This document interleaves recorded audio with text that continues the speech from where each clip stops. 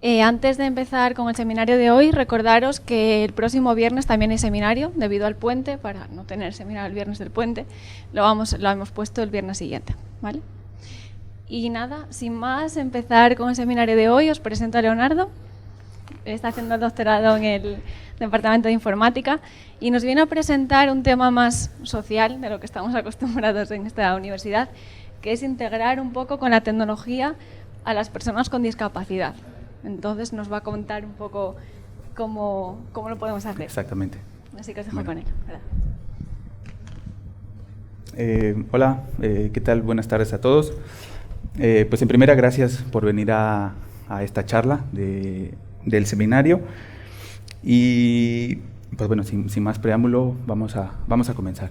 El título es un poco llamativo, es como que cuando lo leí o cuando se terminó de definir el título, yo dije, no voy a poder con este título, ¿no? A lo mejor la gente traemos una expectativa, va a presentar algo súper wow, ¿no? Pero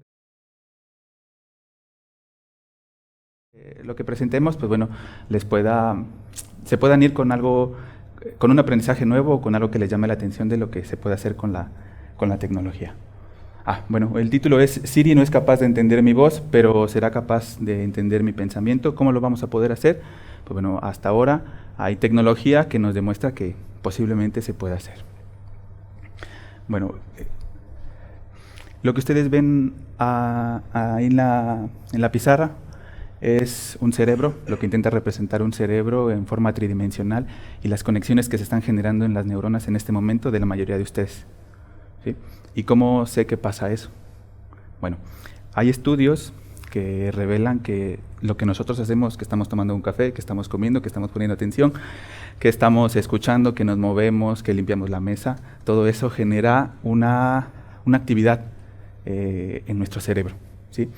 Y lo que yo estoy tratando de impulsar en ustedes es que cachar su atención o es obtener su atención, y a eso se le llama un proceso cognitivo, es decir, en el cual ustedes prestan toda su atención a lo que está aquí enfrente y están tratando de entender lo que yo les quiero decir, ¿sí? Por ejemplo, yo estoy moviendo las manos para expresarme, estoy caminando y ustedes están viendo, entonces están haciendo muchas cosas, y una actividad que genera el cerebro, no porque yo levante una mano, solo se va a mover una neurona. Para que yo levante la mano necesito que mi cerebro le mande una orden a todo lo que es el brazo y que pueda hacer el movimiento que yo quiero. Entonces se generan ese tipo de ramificaciones y ese tipo de conexiones en nuestro cerebro, ¿no? Bueno, ¿mediante qué otras actividades se puede generar ese tipo de conexiones? Lo voy a poner por aquí porque siento que lo muevo mucho. Cuando nosotros nadamos, se generan ese tipo de conexiones. Cuando nosotros jugamos al fútbol, se generan ese tipo de conexiones. Cuando nosotros mandamos un texto, se generan ese tipo de conexiones. Todo lo que nosotros hacemos es ahí, ¿sí? Por ejemplo, ¿a quién no le ha pasado que cuando va manejando tiene que prestar toda su atención al frente, pero se nos hace fácil mandar un mensaje de texto? Entonces, ¿qué tenemos que hacer? Tenemos que, a lo mejor, no ver lo que está enfrente de nosotros por mandar un mensaje de texto. Y estamos pensando en el texto que le vamos a poner y a quién se lo vamos a poner. Entonces, ese tipo de actividades es lo que genera esto. Bueno, lo que me da la motivación para empezar a estudiar esto es hacer dos preguntas muy básicas. La primera, que es si en realidad nos gustaría que una computadora entendiese lo que nosotros estamos pensando o pudiese leer lo que nosotros está pasando en nuestra cabeza. Y la otra es que como la tecnología interviene en diferentes áreas, es poder desarrollar algo o implementar algo para cuestiones de accesibilidad. ¿Y qué es la accesibilidad? Es un término o es un área que intenta proveer a las personas con discapacidad de la tecnología para integrarse a la sociedad, ¿sí? Y hay muchos ejemplos que podríamos dar de esto. Bueno, para el estudio del cerebro se requiere la conjunción de diversas áreas, por ejemplo, medicina, de un neurólogo que sepa cómo se comporta el cerebro, de alguien de psicología que sepa cómo incitar al cerebro a que pase algo, de la electrónica para poder adquirir esa señal de lo que está pasando en el cerebro, y de la informática, para a lo mejor desarrollar un software que pueda interpretar lo que está pasando, ¿sí? Las señales que se registran en el cerebro es un tema de interés, pero es complicado debido al gran número de señales involucradas y de conexiones. Como lo vimos en la imagen del cerebro en 3D, o la animación en 3D del cerebro, no solo se genera una ramificación, sino se generan varias. Y el último el objetivo es mejorar la calidad, bueno, uno de los objetivos después es mejorar la calidad de la vida de las personas con discapacidad, en este caso visual, ya sea una ceguera total o parcial, ¿sí? Ahí nos vamos a ubicar y es por eso del interés. Bueno, el primer término que necesitamos manejar es una interfaz cerebro-computadora y que se define como es un medio o por el cual el cerebro obtiene un canal de comunicación no muscular, es decir, solo con lo que está pasando en nuestra cabeza, sin necesidad de que ahora lo que hacemos es yo pulso el clic del mouse y se ejecuta una actividad. Pero ¿qué pasaría si yo ya no necesitase el mouse? Ya nada más con darle la instrucción desde el cerebro lo haría. Bueno, pues esa es la intención de una interfaz humano-computadora, proveer un canal no muscular de comunicación. Lo que vemos aquí en la imagen pues es una persona que está interactuando con un videojuego sin la necesidad de un teclado o de un mouse, solo con las ondas cerebrales o con las señales que se generan de la ejecución de una tarea que la está pensando, no la está ejecutando, solo la está pensando. Bueno, hay dos tipos de interfaz humano-computadora, uno que es un sistema invasivo. Traté de poner una imagen lo menos, la de su izquierda lo menos susceptible posible, que aquí se puede visualizar que es el cerebro. Bueno, le abrieron a alguien aquí la cabeza, el casco, como le digan, y le han incrustado algunos electrodos para que puedan medir lo que pasa en el cerebro. Y otro que es el sistema no invasivo, que de igual forma le ponen un casco, pero no tienen que abrirle la cabeza, solo se lo pone cuando va a interactuar con la computadora. Y no está puesto aquí, pero estos dos requieren conexión en tiempo real con la computadora. ¿Sí? Es decir, por medio de un conjunto de cables requieren conectarse a la computadora y estar midiendo lo que pasa. Hace cuestión de unos, no sé, 7, 8 años han salido las interfaces humano-computadora, pero portables, es decir, que ya no necesito conectar a la computadora, lo único por cables. Ahora lo que necesito es algo como esto, ¿sí? Que va a tener una conexión Bluetooth y una USB como la que tengo, bueno, como la que se conecta para el cursor, y automáticamente va a estar lo que está enviando aquí, lo está cachando en la USB y lo puedes almacenar y lo puedes procesar después. Bueno, ¿cuál es la ventaja y la desventaja de tener un sistema invasivo y uno no invasivo? Bueno, el invasivo es muy costoso porque requiere la intervención de especialistas que te abran ahí la cabeza y que te incrusten algo, y pues bueno, un estudio pues muy específico o una persona con amplios conocimientos que no se equivoque, ¿no? O sea, que no le tiemble la mano a lo mejor a la hora de poner ahí un electrodo, y los sistemas no invasivos son menos costosos. Nosotros nos está por llegar un sistema BCI portable alrededor de $800, que te permite esa conexión de llevarlo donde tú quieras, y a lo mejor si lo pudiésemos traer, se lo ponemos a cada uno y empezamos a experimentar, a diferencia de los otros. Bueno, creo que no se visualiza bien, pero el proceso por el cual debe de pasar una interfaz humano-computadora es un proceso cíclico. Me voy a acercar aquí. Primero es conectar el casco o la diadema que se tenga, adquirir las señales, ¿sí? Luego preprocesar las señales. ¿Qué pasa en preprocesar las señales? Como ya les había explicado en un principio, cuando nosotros movemos una mano, cuando estoy hablando, cuando mi cabeza está pensando las siguientes palabras que tiene que decir, yo estoy generando un proceso cognitivo, y todo lo que yo estoy haciendo genera un ruido. Es decir, a lo mejor mediciones que no me interesan estudiar, y en el preprocesado lo que se intenta es limpiar de todo ese ruido a las señales que hemos adquirido. Luego extraer la característica que yo quiero, y luego clasificar ese valor que yo he obtenido para finalmente llegar a un control, ¿no? O sea, es decir, del casco, le envía a una computadora y a lo mejor se ejecuta una acción. Todo esto requiere una constante retroalimentación, es decir, ir mejorando el proceso. O sea, no a la primera que yo voy a estar así y voy a levantar la mano y solo se va a generar una medición, ¿no? Sino este es un proceso que requiere mucha experimentación. O sea, es hacerlo una y otra vez, una y otra vez, una y otra vez. Una de las diferencias también marcadas entre un BCI invasivo y uno no invasivo. El no invasivo, las señales son menos fiables, por eso se requiere más experimentación, y en un sistema invasivo las señales son más amplificadas, es decir, son señales más reales. Y entonces por eso se requiere menos de la experimentación. Bueno, las aplicaciones actualmente de una interfaz humano-computadora pues son asistir a las personas con discapacidad de motriz severa. Hay exoesqueletos que se pueden ahora manipular con solo el pensamiento. Es decir, a personas que han perdido la capacidad de mover sus piernas, se les pone un exoesqueleto, se les conecta una diadema y con solo la instrucción que él manda, porque a lo mejor físicamente ya no le reacciona parte de sus piernas, con la intención que él manda, con el pensamiento que él manda, el exoesqueleto se empieza a mover. Entonces, hay también diademas que se ha logrado que, por ejemplo, para personas que han perdido una extremidad aquí superior, también se les pone un conjunto de la diadema y un conjunto de electrodos aquí, la señal se envía de aquí a aquí y esta persona puede mover la mano, ¿sí? Bueno, luego la conducción semiautomática de automóviles. Hay una empresa que se llama Epoch Emotive, que tiene una diadema. Tiene 3 tipos de diademas, y una de esas diademas, los experimentos que se hizo es conducir un automóvil ya por medio del pensamiento, es decir, cuando tú vas a dar vuelta a la derecha, a la izquierda, cuando tienes que frenar. Pero se dice que es semiautónomo porque todavía no se puede validar que no vaya a ocurrir ningún accidente. Hasta ahora no se ha registrado ningún accidente porque, claro, no se ha sacado a que ande en la calle, ¿no?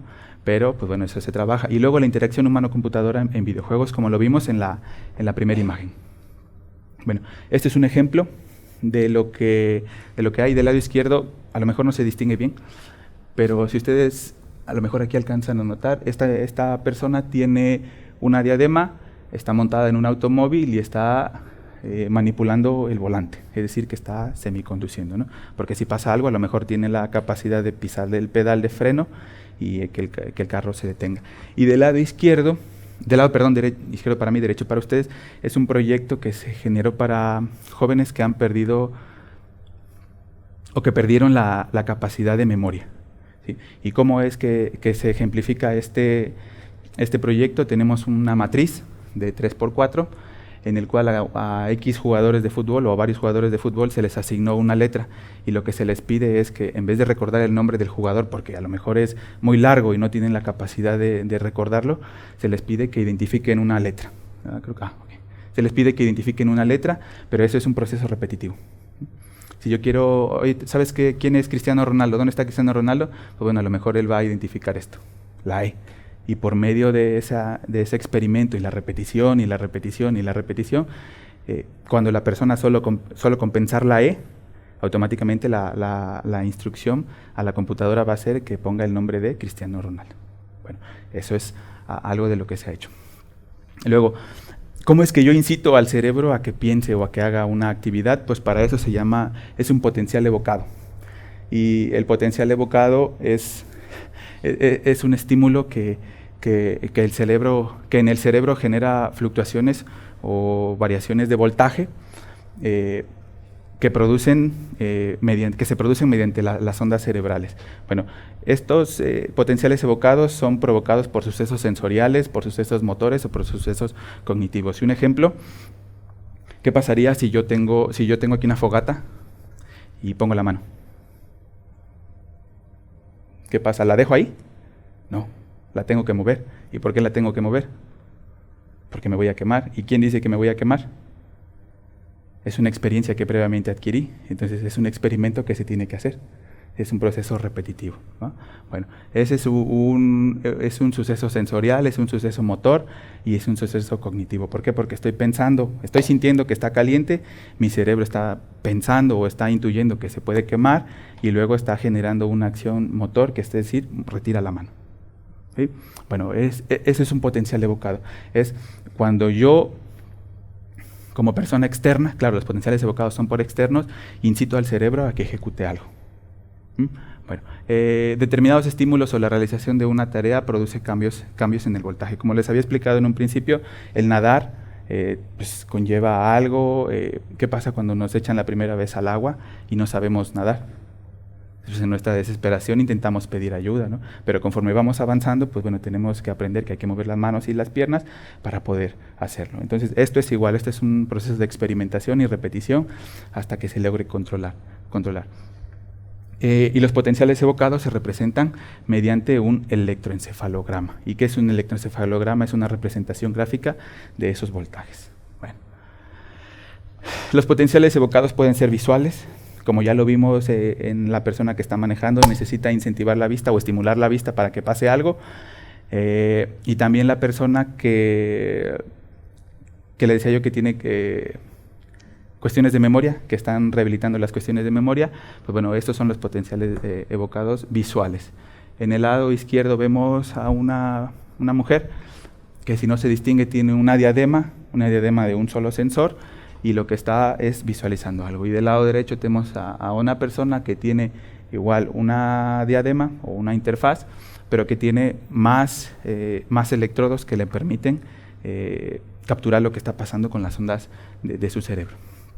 Bueno, eso es visual, ¿no? Ahora, los potenciales evocados auditivos, lo único que es, pues hay que motivar al oído a que escuche algo y, pues bueno, ver cómo se comporta. Nosotros tratamos de trabajar aquí para las personas que tienen discapacidad visual o total o parcial. ¿Cómo es que intentamos trabajar aquí?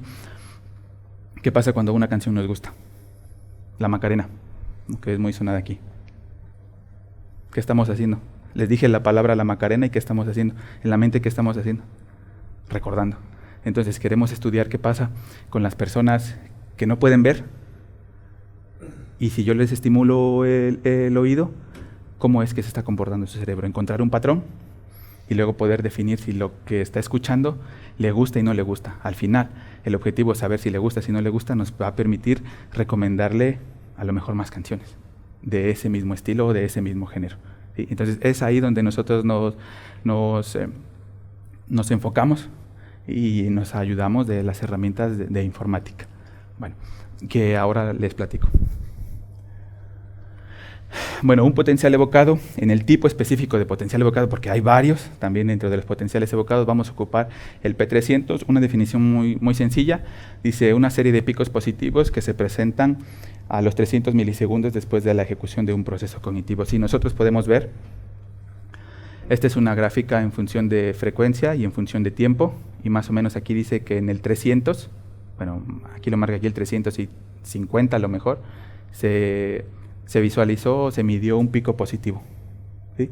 Y está pasando dentro de los 300 a los 500. Los potenciales, los P300, su rango es de los 300 a los 500 milisegundos, aunque también se ha identificado en personas mayores de edad sanas que puede ocurrir desde los 250, que más o menos empieza a subir, hasta los 700, ¿sí?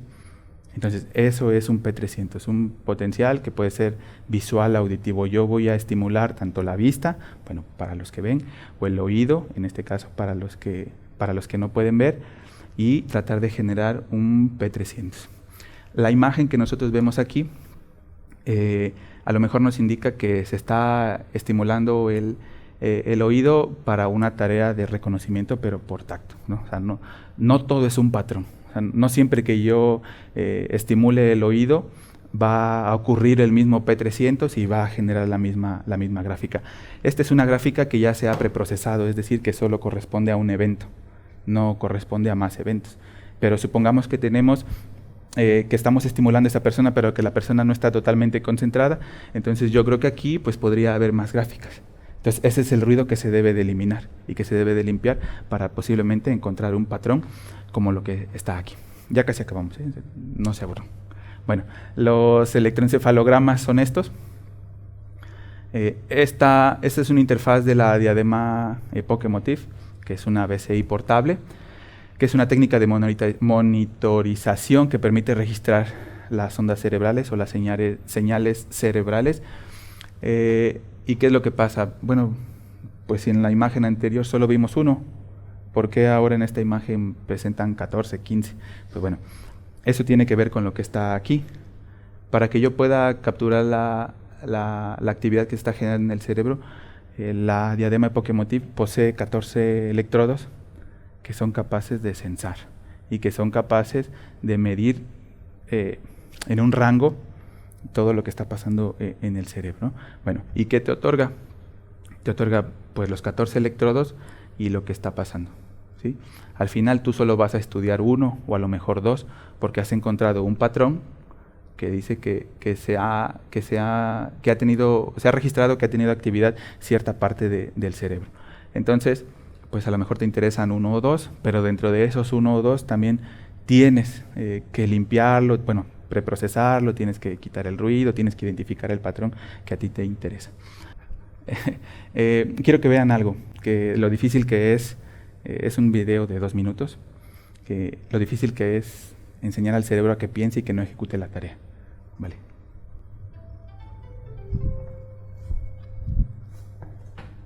Estamos en este stand donde hay una pequeña autopista, pero el asunto es que usando tus ondas cerebrales, o bueno, mis ondas cerebrales, vamos a hacer que los autos o los carritos se muevan o avancen. Este organismo es el Instituto de Ingenieros Eléctricos y Electrónicos en inglés, que tiene años y años y años. Se dedica un poco a los estándares, es mundial y bueno, pues aquí están apoyando esta compañía que se llama Emotiv, que está desarrollando este dispositivo. Me van a entrenar aquí ahorita para que yo con mis ondas cerebrales pueda mover el coche. Pues ya no siento nada, pero ya estoy pensando que estoy manejando un coche. Y a ver, ¿qué hace? A ver.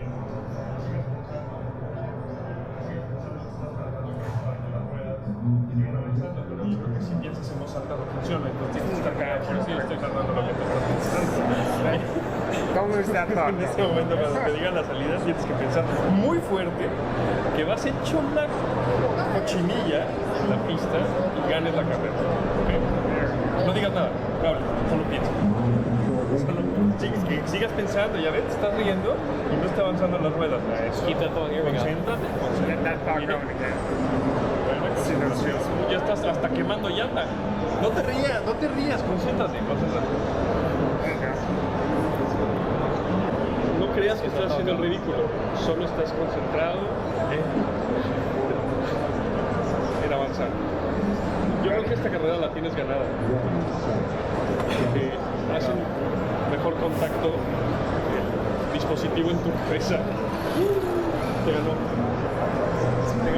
Keep thinking. Okay, Keep going. Pues, yeah. Pues, Nice. Yeah. No sirve mi cerebro, no funciona. It is alright. Yeah. So Te ganó. your time is a lot better than my first time. My first No se time mueve, took ¿verdad? 10 minutes. It's because I didn't understand, how to become and then how to focus on something very specific. Go back to your focus It's point. harder, but Just take a deep breath. it's funny that it actually works. You can really identify Por eso ya no te voy a desconcentrar, porque igual fue por mi culpa. It is, yeah. Go. Keep going. Yeah. Bueno, si ustedes pueden identificar algo ahí, él no fue capaz, al final lo movió 15 centímetros, dice ahí la persona que lo está apoyando, 15 centímetros cuando podríamos decir que es un proceso fácil. Pero acá estamos acostumbrados a la interacción con algo, ¿no? Por ejemplo, para tener un videojuego, ¿qué necesitamos? Un control y mover los dedos, adelante, atrás, brincar y aprieta y algo así. Por ejemplo, cuando jugamos un juego que tiene que interactuar a lo mejor con dispararle a alguien, pues igual, ¿no? Es adelante, atrás, izquierda, derecha y aprieta los botones que tienes aquí y luego así. Es por eso que es difícil que nosotros podamos interactuar con ese tipo de sistemas en el que nada más necesitamos darle la orden desde nuestro cerebro sin necesidad de manipular algo. Bueno, ya les hablé cuestiones de qué es lo que se puede hacer, a lo mejor lo que se está estudiando, pero me gustaría que vieran igual dura 2 minutos, en el cual ya es un proyecto a lo mejor un poco viejo, pero con algunos inicios de lo que fueron, la interfaz cerebro-computadora y qué es lo que se trabajó.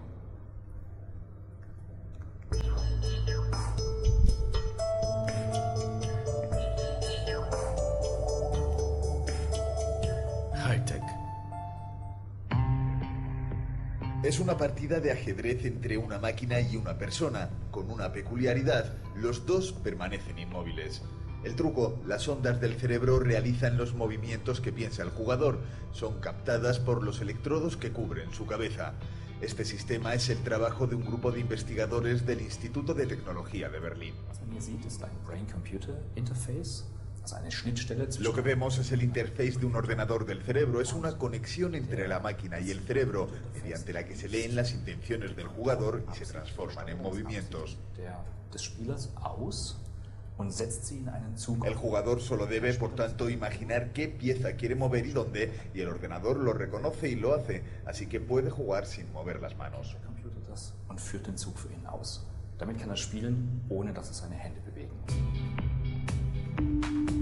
El jugador se coloca un casco encefalográfico. Los electrodos miden la actividad cerebral en las áreas clave y detectan la pieza que quiere mover. Tan pronto como se coloca el casco, un sistema calibra el software para reconocer los rasgos principales de su actividad cerebral. Pero este interface podría tener importantes implicaciones médicas, ayudando a pacientes con enfermedades neuromotoras a comunicarse con el mundo exterior. El precedente de este sistema es la investigación para ayudar a pacientes con severos problemas motores que desde luego no pueden jugar al ajedrez y ni siquiera están en condiciones de comunicarse. Sin embargo, con frecuencia están tan capacitados cognitivamente como nosotros. Así que queremos darles la posibilidad de mostrarnos de lo que son capaces. Según Michael Tangerman, esta tecnología todavía necesita ser más práctica y sólida. Después, quizá, un gran número de pacientes podrá comprobar sus ventajas. Pues, bueno, eso es algo de lo que se puede hacer con una interfaz humano-computadora.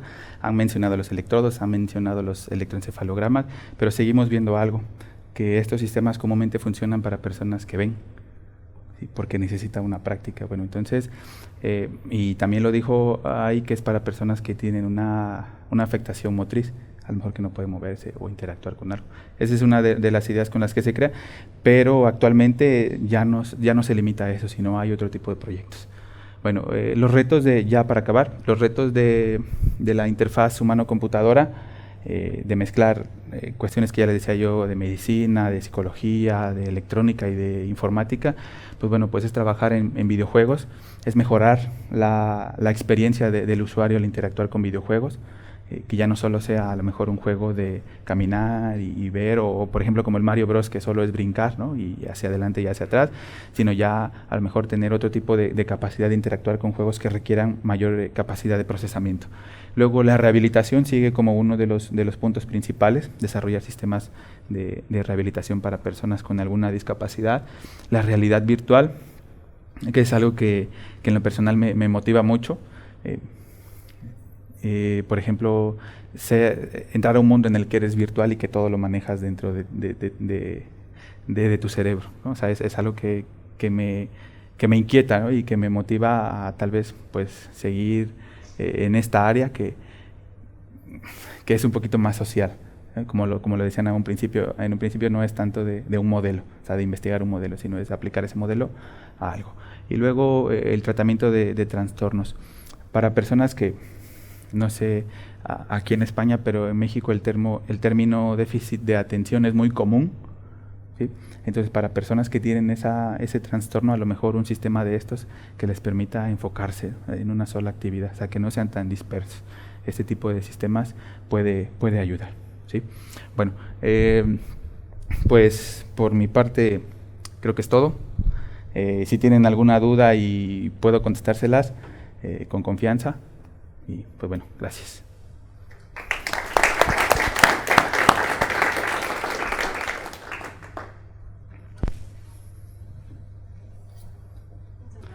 De nada. ¿Hay alguna pregunta? Sí, Sí. dime.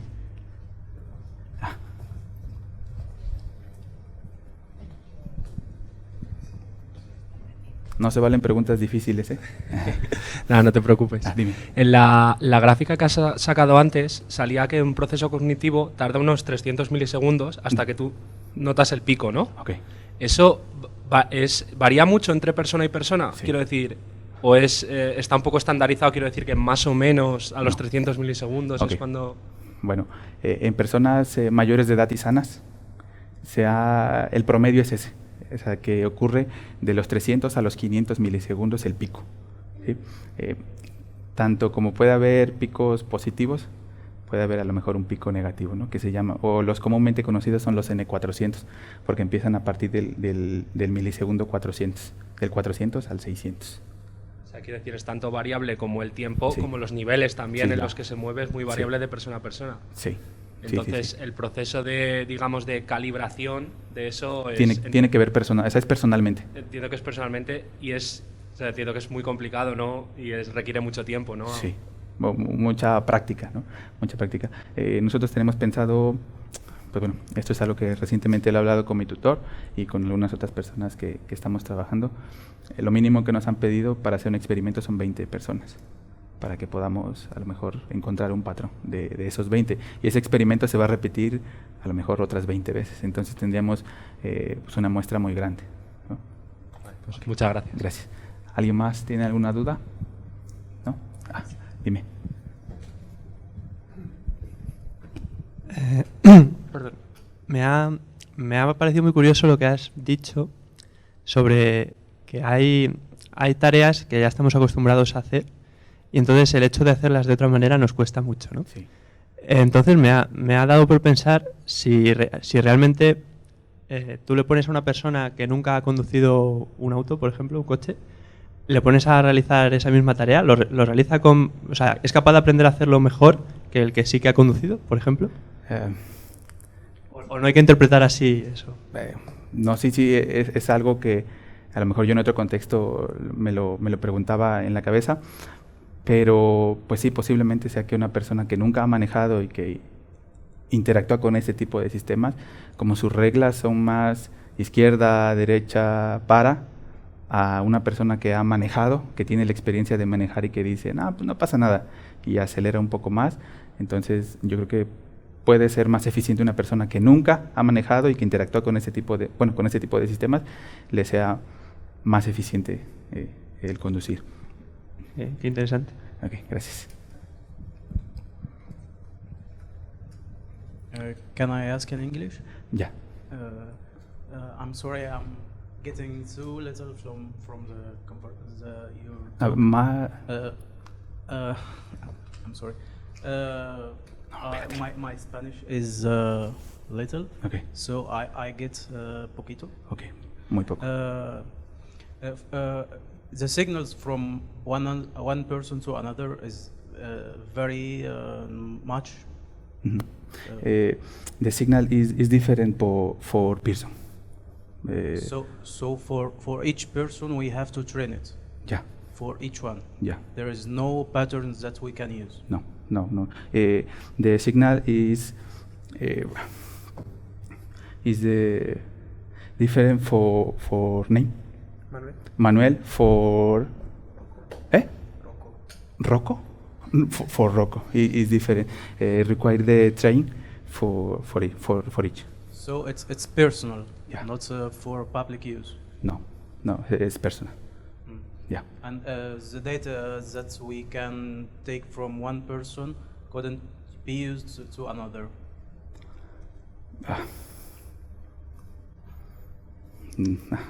In this moment, I don't know. My investigation is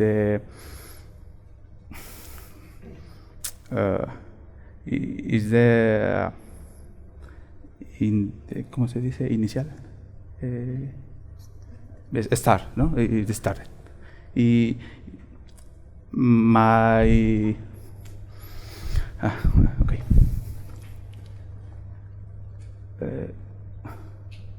Okay. For example, dates. excuse me, date for each For each signal. ya. Is ¿cómo te digo? Diferente. Sí, es diferente, but no sé. Sí, I will take with you later. ¿Ya? Sí, gracias. Ok, gracias. Bueno, ¿alguien más tiene alguna pregunta? Yo tenía dime, uno. a ver. El delay que se puede producir entre a lo mejor que el cerebro, o sea, que los electrodos detecten la señal y luego lo envíe al ordenador y lo procese, ¿puede producir alguna mala interpretación de lo que quiere la persona o eso está estudiado también? No, bueno, estas interfaces humano-computadora, las que son comerciales, por ejemplo, ya no tienen tanto retraso entre lo que está pasando en el cerebro y a conforme lo está enviando a la computadora. Lo que sí tiene un cierto grado de retraso es que se requiere se ha documentado que se requiere más o menos entre 1 segundo y 2 segundos para que el cerebro pase de un estado a otro. Es decir, que no es así de que muevo una pierna pero después muevo la otra, no. O sea, tengo que terminar un proceso para poder empezar otro. O por ejemplo, cuando vamos manejando, a lo mejor damos la vuelta a la izquierda, pero no es de doy la vuelta a la izquierda luego y doy la vuelta a la derecha, sino es una instrucción que tiene más o menos a lo mejor 1 segundo. Y entonces la ciencia de análisis de datos actualmente está estrechamente relacionada con estas interfaces, ¿no? Está mejorando ambas. Sí, a la par, supongo. Sí. Vale, pues muchas gracias. Bueno, ¿alguien más? No. Ok, a ver.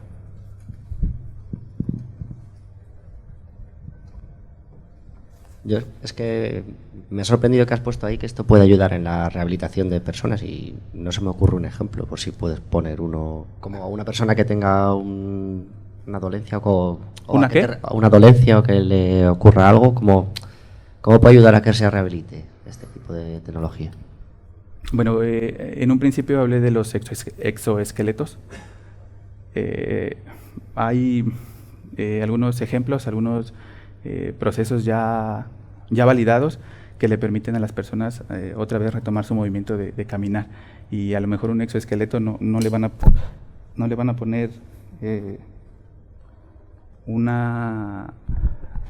poner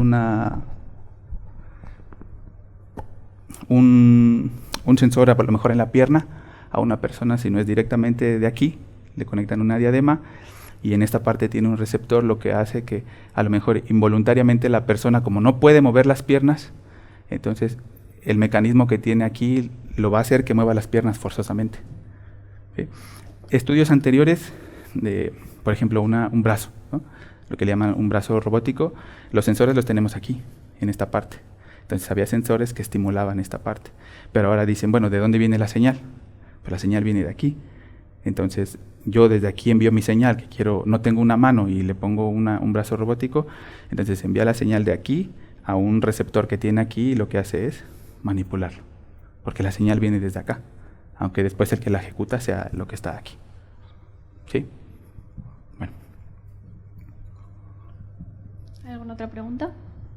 No. Pues vamos a agradecerle otra vez. Bueno, muchas gracias.